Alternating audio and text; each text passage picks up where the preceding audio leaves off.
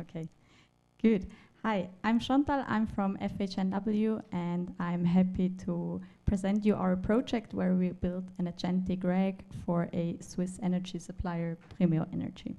But before we start into the project, I briefly want to introduce the core team. So there was the academic side from FHNW, then there was our project partner, Primeo Energy, who gave us the use case and data, and then there was Codify, who helped us implement the solution into Primeo Energy's infrastructure. But what did we do? So before our project, of course, employees were using public LLMs for their daily work. What was the problem? Two are listed here. First, internal knowledge is not available in public LLMs, as we all know, and also data security is not guaranteed. But what do we want for the employees? We want to have an LLM which can answer the questions with high quality answers and also with data security guaranteed. So we want this chatbot. We called it Knowledge Assistant, so we wanted to build a knowledge assistant for the employees of Primeo Energy. So to solve the first problem with the data, we can add this data layer to the chatbot. We have two data sources that we wanted to add. First, the intranet posts. So these are internal posts from the company. And on the other hand, these are not private documents, but public documents, but they guarantee answers of high quality.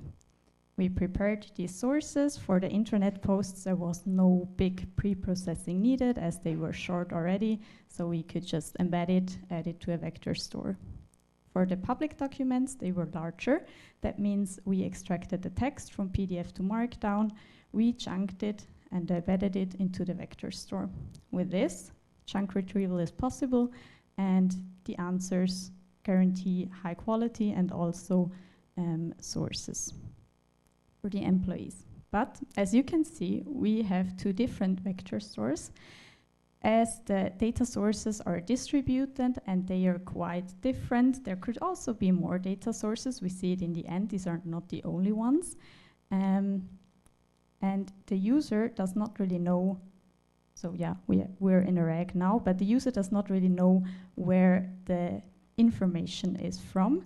That means we have to add another MCP layer with tools. So we integrate, or we build from these vector DBs, we build tools.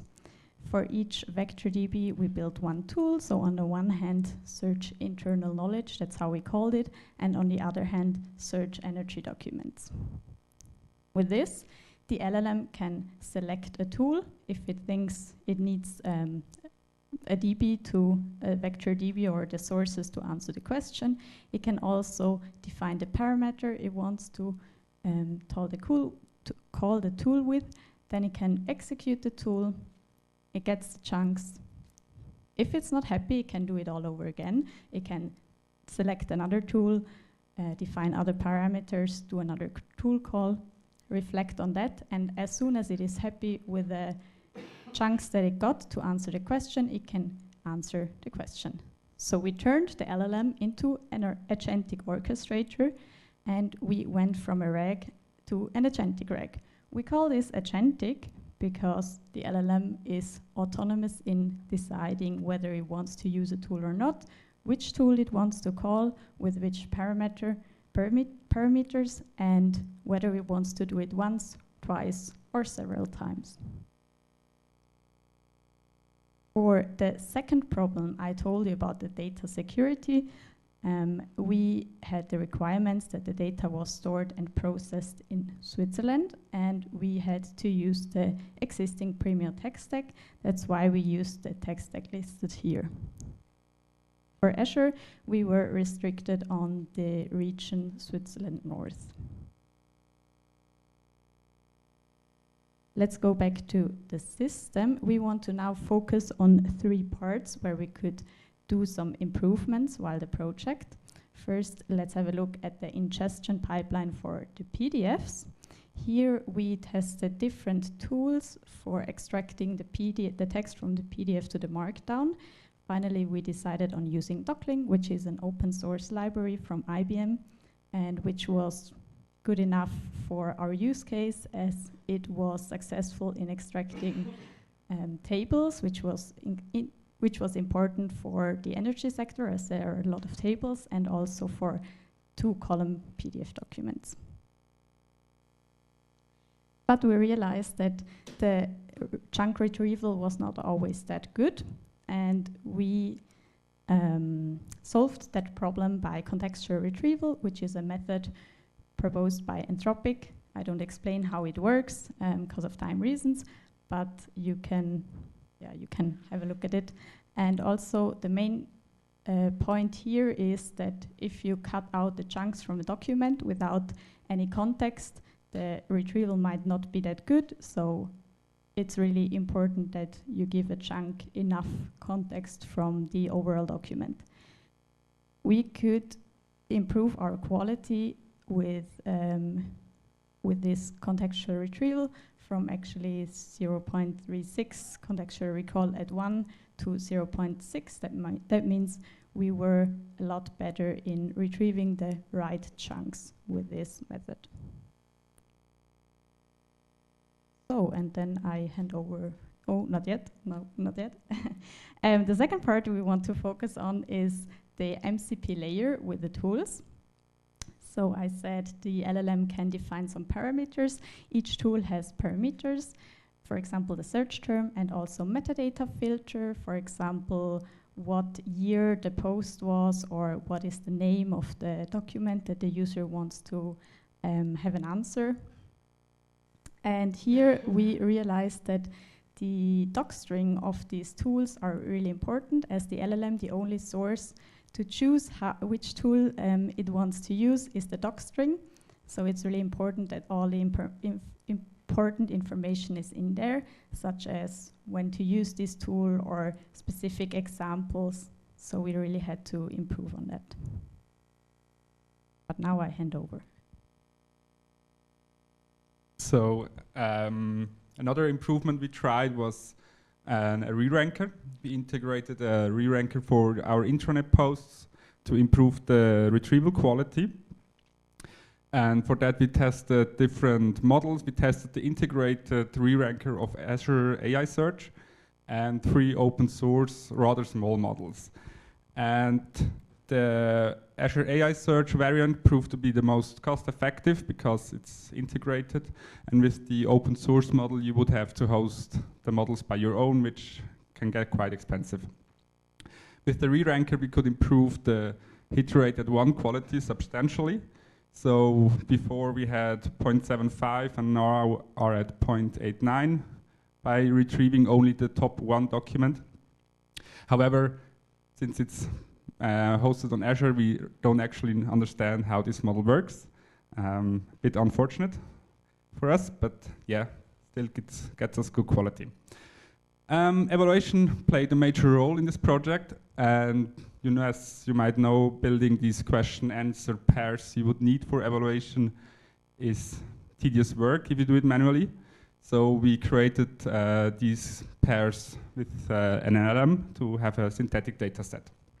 So the LLM was given a document and tasked to write 1 question and a correct answer for this. And with the corresponding source, you get these triplets. However, the quality of these triplets varied a lot. So we let humans review these triplets. And in the end, we had 210 samples to evaluate on. So for the non-chunked documents, the intranet posts, we could simply use classic metrics as hit rate or mean reciprocal rank. However, the PDFs were later chunked, so we could only make document level accuracy measurements, and also in some cases multiple chunks would be plausible. And for that we used LLM as a judge, as many people do. And there are many popular frameworks available. You might know DeepEval and RAGAS. They provide similar metrics. They always compare context, question, answers against each other and provides scores. And in the case of RAGAS, it looks like this. So we have the response, context, query, and the ground truth answers. And depending on which texts you combine, you get different metrics. So for example, if you want to check the answer with the context, so we verify if the made claims in the response are supported by the context, we get the faithfulness metric. Some metrics use the ground truth, some are reference-free, so there is a wide variability of metrics. But there's also DeepEval, and we wanted to check whether these two frameworks align with each other. And we show the results here for answer relevancy and faithfulness. And if both frameworks would align perfectly, you would see the points lying on this diagonal. They're not. So for example, for answer relevancy, DeepEval is giving a lot of perfect scores here, while RAGAS is a bit more critical. So after we saw this, we made some manual inspection and came to the conclusion that RAGAS is aligning more with the human opinion. So we went forward with RAGAS instead of DeepEval. And one short example of the problem of DeepEval here for the faithfulness metric. DeepEval is not just one single prompt, it is a sophisticated, it has a sophisticated evaluation protocol, which is good in some cases, but has some downsides. So we have a question here. In green, you see the expected answer and the source, which is based on this answer. The answer is based on this source, this way. And let's say an LLM predicts this answer, which I think perfectly aligns with the output. But DeepEval does something special.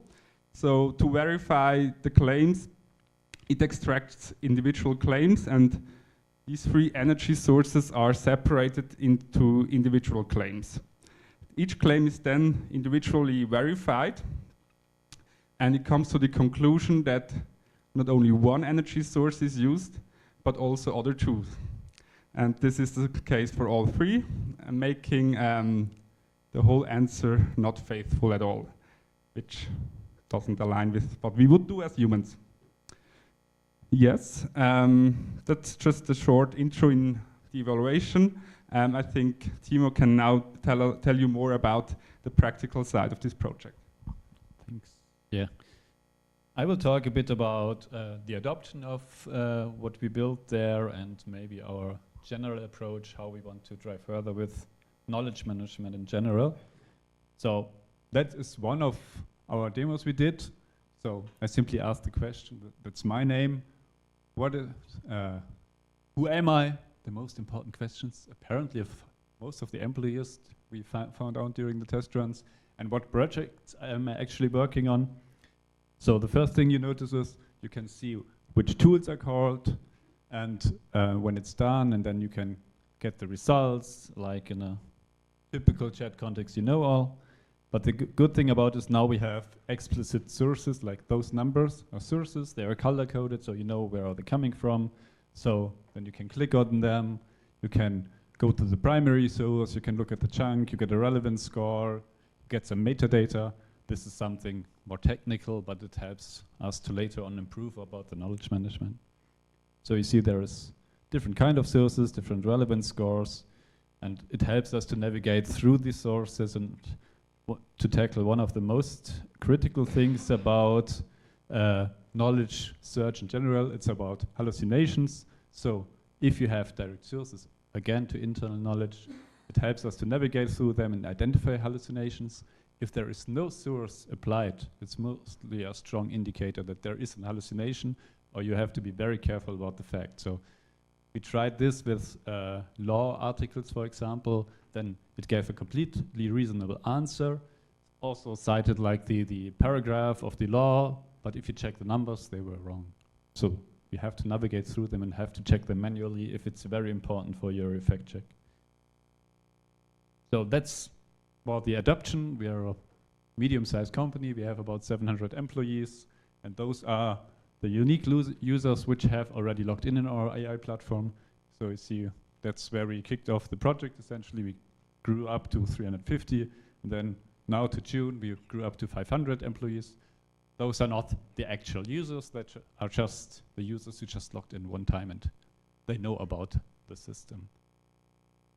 You also see how many chats are running on the platform, and this is kind of important to check about the adoption. So in January, the WhatsApp, the intranet search we implemented in the project was the only source. It was used, but not extensively.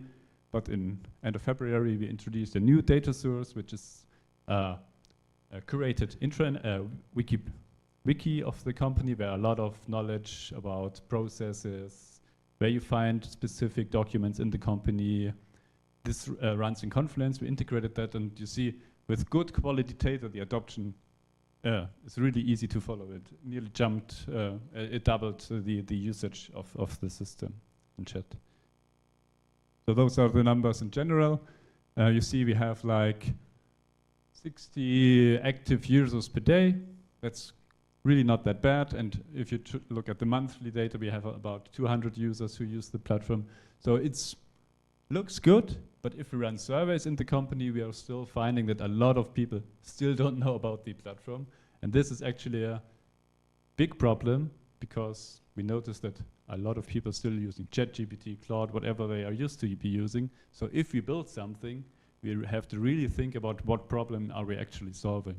In this case, it's clear we are connecting to internal data sources, which is not possible in Claude or other external systems, but this will change in the future. And that leads me to the outlook, because currently we are having the situation that the external tools increasing capabilities so fast, and they are so way beyond what we can build in our limited resources and time, that we have to think about how we want to incorporate them. How do we want to make use of them? That's like our vision of how we want to establish a complete AI ecosystem, because you want to use Microsoft Copilot if you are in the M65 Office framework, but then we have to be sure that it's compliant, so we have to provide specific models, have control over the models. So this is essentially like the security access control. We have to check where are the users coming from which teams, which access policies can we apply on that. Based on that, we can apply guardrails, that means policies, ethics, and it needs to be transparent. And this is like the core thinking pattern. We need to do task orchestration. And since we are still focusing on knowledge management, our task is really about learning and improvement from the actual interaction, because it's not only about providing internal knowledge in a static sense. We want to see how the users interact with the knowledge. For everyone who uses Claude a lot, you can easily make a skill discovery about your usage, make a snapshot of what you're working on. If it's repetitive, you can provide this as a workflow and really think about how we actually interact with the knowledge and create new persistent layers from that. That means that we need to select relevant knowledge to specific tasks. That means we need a task orchestration with multiple agents. That's what we're working on. And of course, we need to connect every data source we have, because as we've seen in the jump, if we have more data, more relevant data, it's a quick win, essentially. And yeah, of course, we have to look at autonomous agent.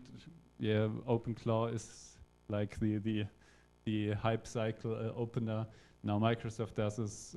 What Claude does in the background is also very impressive.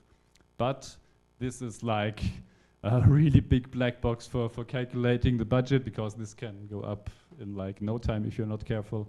So also there we need to check that this runs in a secure environment, and also we have to make sure that it's cost controllable. That's why we need like this provisioning layer. Yeah. And this most likely will not run in our own system. That could be in a virtual environment, in a sandbox environment. So that's essentially our current vision of our AI ecosystem. But yeah, maybe in 2 weeks it looks different. Yeah, but that's the technology situation. Currently we try to be as flexible as possible, and that's like the main goal of the thought we had there.